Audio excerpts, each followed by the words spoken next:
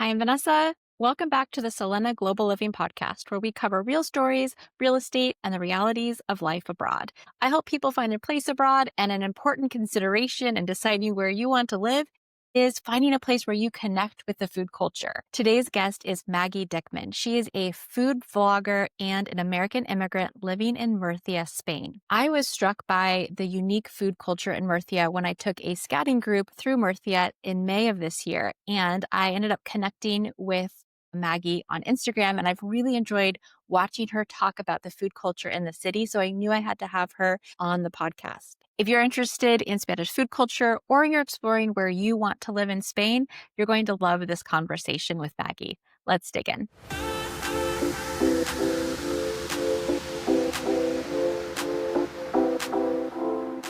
Hey, Maggie, thanks for joining me on the podcast. How are you Thanks doing? for having me. Well, I'm really excited to talk more about Murcia. I was really blown away by the city when I got to visit it with the expatsy scouting trip in May.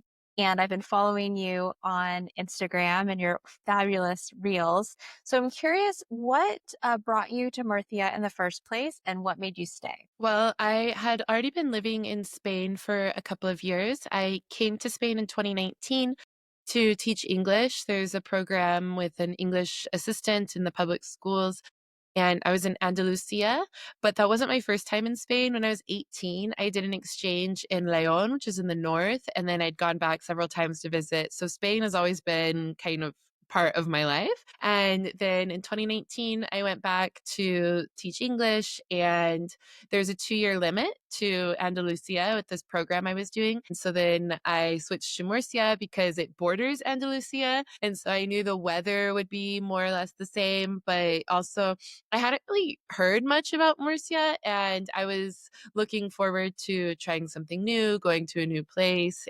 Also, this was around COVID times, so there were a lot of restrictions with travel, and I had been in Cordoba, which is one of the only landlocked provinces in Andalusia, and because Murcia is like it's a comunidad and a province, so I knew if they put more restrictions, I would still be able to access the sea. And so that was part of my motivation as well. So, yeah. Very strategic. Yeah, that's basically it. So, what was your impression of Murcia the first time you arrived? Well, I arrived in August, which is not the recommended time to go because it does get very, very hot there. Like 44, like well over 100 degrees Fahrenheit. And it also kind of turns a bit into a ghost town in August, because that's something we'll talk about a little bit later, but just how Spanish people treat vacation and as if it's a right. And so they, which it is. And they leave, they kind of abandon the city. So my first impression was a little bit maybe unfair because I wasn't getting a just impression of it.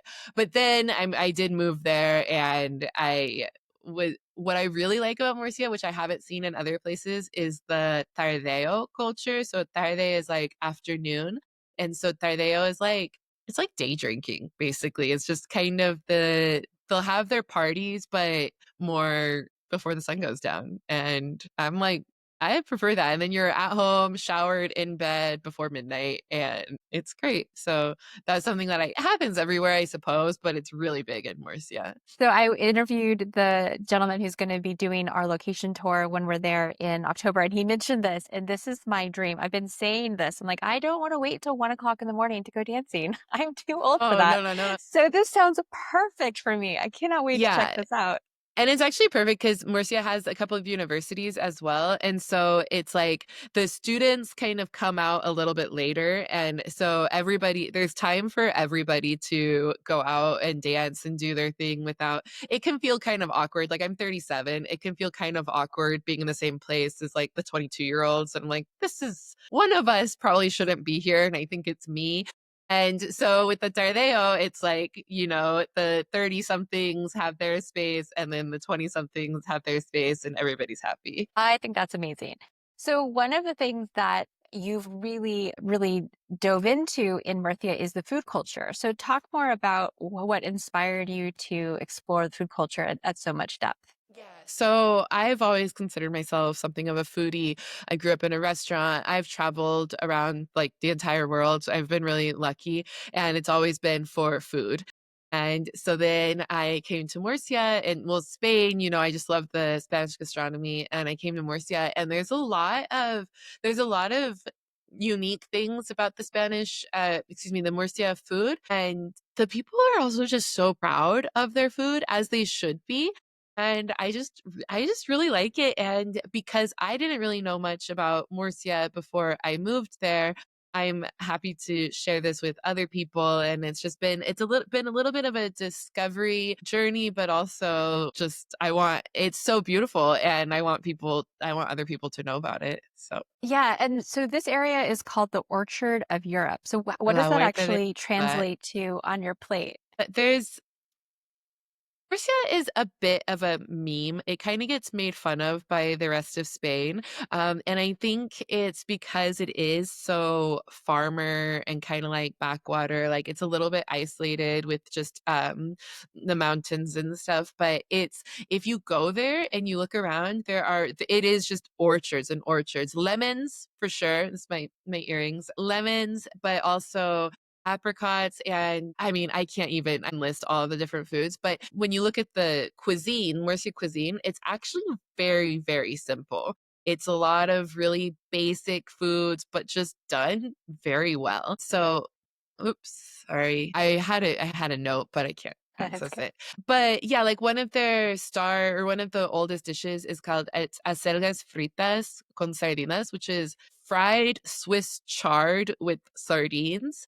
And you think this doesn't sound good, but it's great. It's great. And it's just one of their, like, it's just very, very basic, simple food, but done in a really delicious way. I love that. So what's the number one, like the first thing somebody should try when they land in Murcia? That's a marinera. Marinera is okay. It directly translates to a sailor, which doesn't make any sense at all, but it's like a crunchy breadstick with Russian salad. So that's like tuna, egg, and potato salad all mixed together, and then an anchovy on top. And there's a lot of different traditions or a lot of different, excuse me, stories about where this came from. A lot of people say it came from Cartagena, which is still part of Murcia, but it's the tapa of the region of Murcia. But they also say that it's like the potatoes kind of represent the land and the anchovy represents the sea. And so it's the Murcia tapa. Like you can get Russian salad in other places in Spain, but you really can't find the marinera somewhere else. And it doesn't seem like it should work, but it does. It's really good. A lot of different things all packed together in one little bite, isn't it? Yeah. Eggs, fish, potato, mayonnaise, bread. Yeah. It's a Yeah, lot. yeah, but it's good, and it's like one little tapa that is pretty filling, so if you just need a quick snack, then there you go, and every That, bar will serve it. Every bar yeah. has it. That and a cerveza or a caña, as we say in Yeah. Spain. Perfect. So what's a surprising or unusual food experience that you've had there and whether you loved it or hated it? Well, there's one, and I don't know if this is unique to Murcia, but I've only noticed it in Murcia, and I'm not a fan, but it's called hueva de mujol or hueva de maruca, and it is cured roe or cured fish eggs. Don't be tricked because it looks like cheese or it looks like cheese or like a type of salami almost, but it's just pure salt and the texture is not ever what I expect it to be. But it's considered a delicacy and because there's a lot of tuna in because it comes from mullet or tuna fish. Excuse me, I've got a little bit of a cold right now. But it's people like it. I think you should try it if you go, but it's not really mine. But you should eat it with almonds because apparently it like gets stuck to your teeth and then the almonds kind of help clean it from your teeth. But with a nice I'm cold sorry, none of caña, that sounds good to me. it doesn't sound appetizing, but it's one of those things like this is what the people here eat. So we should try it Yeah, at least. And you might fair surprise enough. yourself. Yeah. What do you say is different about daily life in Murcia compared to back in the US where you grew up? I mentioned before how it kind of turns into a ghost town in August. And I would say, and Spanish people would also say that they work to live, not live to work. Like that's for better or for worse on both sides of the spectrum there. With American culture, it's very much a hustle culture. And Spanish culture, especially the farther south you go, is definitely not. And so that can be frustrating sometimes, but I would say that's probably one of the biggest differences is people relax, people go out with their friends. Like it's affordable to go out with your friends every day, honestly. I'm not saying that this is important. I think to remember that although the cost of living is much lower in Spain than, especially in Murcia, the salaries are also lower for Spanish people, but they just keep everything more accessible for everyone. And I think that's big because in the US, it's so expensive to go out that it has become a thing, right? You have to plan it and it has to be, and so you have to make it worth it. So they give you really big portions and, everybody has to drive and you just call up your friend, hey, you want to go for a quick beer? Yep, I've got 30 minutes. Sounds great. And so I don't know, it's just everything seems more relaxed in Uh-huh. a lot of ways. My husband is Italian and he describes it as democratic. And I think that's a really great way to talk about it, right? So a Kanya is maybe €2, right? A tapa, buck or whatever. That's democratic. You'll see the banker and the construction worker eating the same thing, pretty much at the same bar. And so everybody can be out and in society and they interact versus in the States where we're very, very, very segregated based on your neighborhood and what you can afford and how far you're willing to drive. Um, yeah, it's just such a different thing. Are I there would agree with that. Yeah.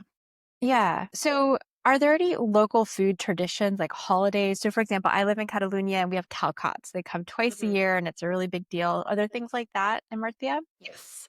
Coming up in September now, there's the feria. And there's a tradition I don't really understand very much, and this is in other parts of Spain too, and it's the like Christians and the Moors. It's like an old thing, but the big one is in April. It's called Bando de la Huerta, and it's the spring festival, and so it's the week after Easter. So we have Semana Santa, which is tradition. It's very traditional in Murcia, in a lot of places in Spain, but Murcia is one of the places that takes it very seriously, and you can see the very somber processions. So we have Semana Santa, which is the week before Easter.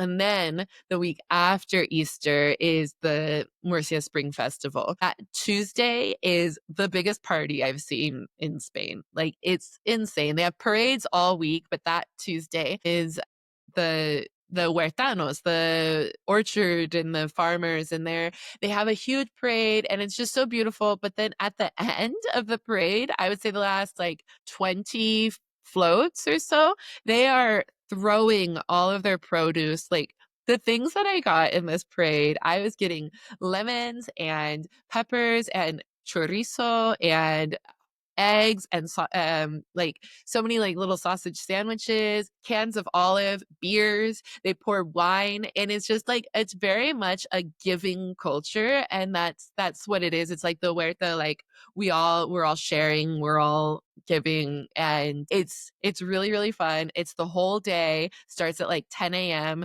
and just the whole city turns into a party. It's a bit of debauchery as well. Like it gets, there's a lot of alcohol, but it's people are all dressed in the traditional vests and the dresses.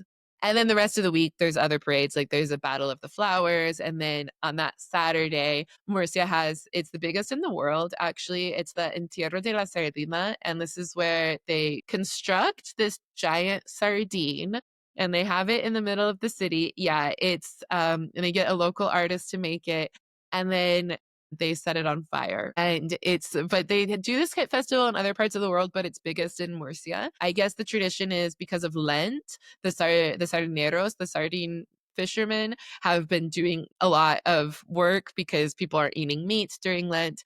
And then they say, we're done. And they have a big celebration with the sardine. It's insane that whole week, but definitely the Tuesday after Easter. You have to see. That is interesting. That is definitely one I haven't heard of before. That sounds Yeah, amazing. it's Now, huge. switching gears just a little bit, when you think about how you eat now in Spain versus in the States, do you feel like you're eating better or do you think you're also eating healthier? Both, yeah.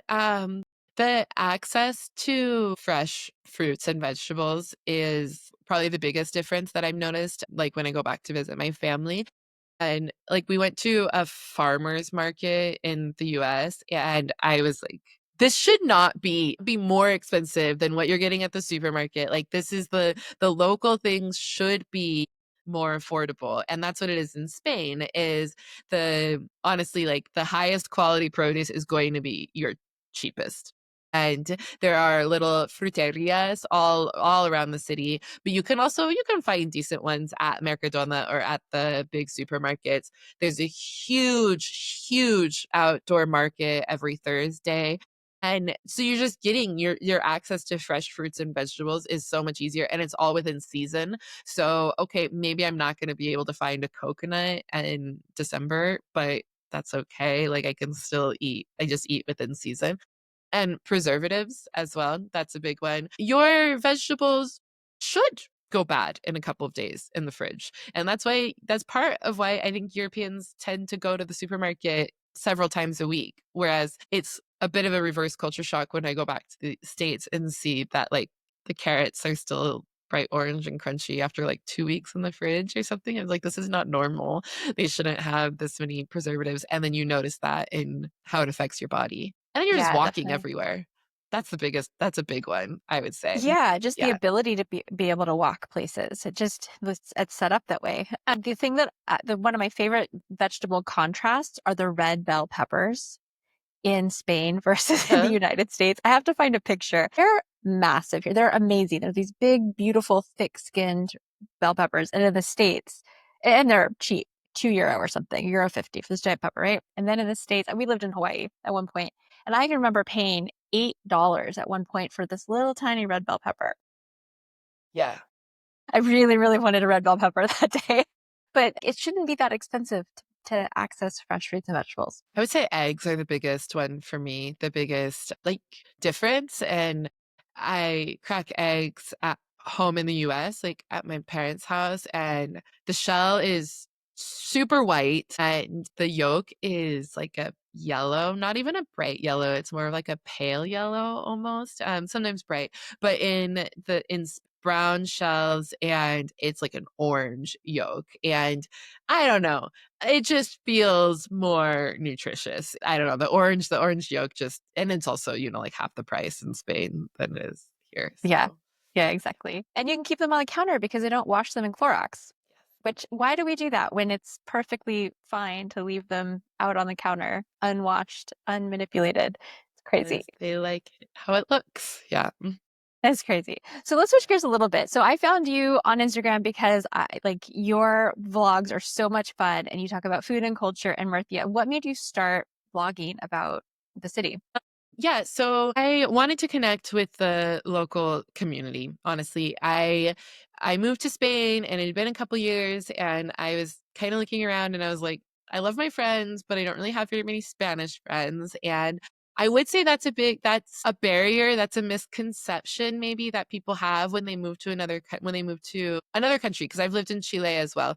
Like you move to another place and you think, "Oh my gosh, I'm going to like speak Spanish every day. I'm going to have so many Spanish friends." And while Spanish people are very nice, a lot of them just already have their social circles built, and it's kind of a why should I be friends with you? Like they're not rude. It's just kind of like and so it's you have to make a conscious effort to make friends, to break into that circle. And so I started Instagram partly just to kind of teach myself a little bit about Instagram and you know publishing public posting, but also to connect with people and just saying like, so it was in Spanish if you go to my earlier stuff.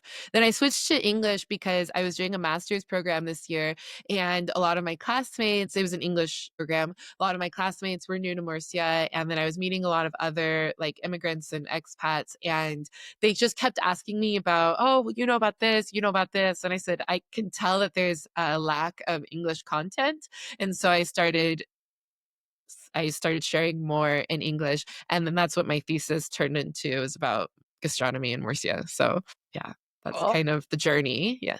I think that's fantastic. As a vlogger, do you have an OMG moment? Like My gosh, wow, this one really took off. Like what resonated with people? Um, I'm a bit disappointed that sometimes the more negative things take off.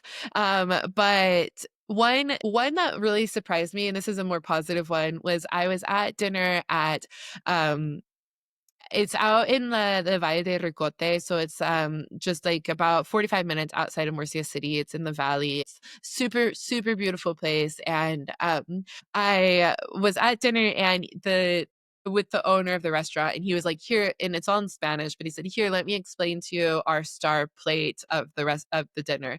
And I was like, "Oh, here, let me record this." Mostly just so I was like, "Oh, it's just so I can remember it and stuff." And that video took off. Like I did not realize in the moment that just with the background and the plate is so beautiful. It's just like he calls it a soup board, but they're little toasts with different kinds of topping on them. And it's just a really beautiful moment. And I think probably because it is very natural, him just explaining in Spanish, like these are all from the huerta right here. These are all from like, and it's just the bright colors of the food and the background. That one really surprised me. Because I was just like, oh, hold on a second. Let me just take a video of this. And then that one has gone off. And then I did another really silly one where it wasn't a video, it was a carousel, but I was matching your zodiac to the Murcia food you are. And like with the characteristics of what they are. So there's like michirones is a type of bean and meat kind of stew. And I said that's a Virgo because maybe they're kind of like unassuming or people maybe don't give them enough credit, but they're always reliable, things like this. But that one really took off. And I thought that was funny because it was just something silly. I love that. So it's really great to see. So sometimes it feels like the ones you put zero effort into are the ones that go crazy, and then you put all this work into something else Yeah. and it kind of falls flat. But it's nice to hear that the thing that probably took a lot of effort to do a full zodiac reel and think about the foods and everything else, that one actually resonated. That must have felt Yeah. really good. Yeah. Yeah. To be honest, that one I was doing the Camino de Santiago with a friend. And so we had a lot of time just walking and chatting. And it did take a long time, but it was just kind of something we were talking and working through this idea. And then I was like, okay, I should post this because it was something we were just doing as a joke among us. And then I said, this is funny, but it took a long time, but we weren't doing much else except for just walking and looking for something to talk about. I love that. All right. So I'm going to get that link from you and I'm going to include it in the YouTube Okay. description so people can find it because that sounds like a really fun way to learn about some of the other dishes in For Murcia. sure. So, my focus is on helping people find their place, and that's why we're talking and exploring. So, kind of give me your pitch. So, for somebody who is thinking about where to live in Spain, who or why would somebody consider Murcia? What's your pitch? Okay. Murcia City is the seventh largest city in Spain, but it doesn't feel like it. The centro is really small and it's also very flat. So it's very easy to walk from one side of the city to another. It's the third sunniest city in Europe. So it gets a lot of sunshine. And that's including Christmas time. I remember Christmas Day, I was short sleeves drinking tinto de verano in front of the cathedral. So you have nice weather all year round. The people in Murcia are very welcoming. They're very open and there's always some sort of party or tardeo or something going on. So the nightlife or the social life is there. Because it's a bigger city, you're going to get concerts and they come through Murcia and it's growing. It's growing in popularity. It's growing in like now we have a speed train from Murcia to Madrid, and every day it's getting bigger. And it's really close to the beach and mountains, and it's got a little bit of everything. One of my friends says, Murcia, he says, Murcia's not the best at anything, but it's got pretty good in everything. And I think that's where we kind of want to live, right? We want it to be it's got because that's where we spend the most of our time is where it's like pretty good. And then if you want the best this, you go to the Canary Islands or you go to Italy or something, but that's just for a weekend and for every day. I think Murcia is the best. Yeah. Thank you so much. What a wonderful pitch. What a great way for us to wrap up. Maggie, thank you so much for chatting with me about your life in Of course. Murcia. Thanks for having me. If you enjoyed this episode, please like, share, and subscribe. I help people find their place abroad by connecting them with the team of experts that help make it happen. So when you're ready to make the move, contact me and let me connect you to the vetted experts that will help you make your move a success.